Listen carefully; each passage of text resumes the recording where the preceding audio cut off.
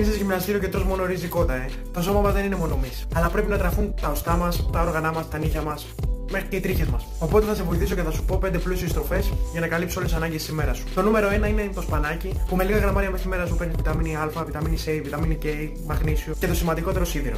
Οπωσδήποτε το νούμερο 2, πρόσθεσε λίγα γραμμάρια, 100 γραμμάρια μοσχάρι μέσα στη μέρα σου, το οποίο θα σου δώσει σίδηρο, μαγνήσιο και το σημαντικότερο στο ψευδάργυρο, το zinc που παίρνουμε όλοι σε συμπλήρωμα. Νούμερο 3, το πιο θρεπτικό φρούτο που υπάρχει στον πλανήτη μας, το ακτινίδιο, το οποίο θα σου δώσει τεράστιες ποσότητες σε βιταμίνες K και C, που όλοι έχουμε έλλειψη. Το νούμερο 4 που όλοι το ξέρουμε είναι η πολυβιταμίνη αυγό, το οποίο θα καλύψει τις ανάγκες σου για βιταμίνη Β2, Β5, Β12, βιταμίνη E, βιταμίνη Α, χολίνη, σίδηρο, φόσφορο και σελήνιο. Τέλος, το πιο θρεπτικό φαγητό στον κόσμο, όπως όλοι ξέρουμε, είναι ο σολομός, το οποίο θα σου δώσει όλες τις βιταμίνες B, βιταμίνη Α, βιταμίνη D, βιταμίνη E, φόσφορο, σελήνιο και το πιο σημαντικό, τα ω3. Ξέρουμε ότι είναι πάρα πολύ ακριβώς, οπότε προσπάθησε να έχεις 3 φορές τη βδομάδα τουλάχιστον ψάρι μέσα στη διατροφή σου.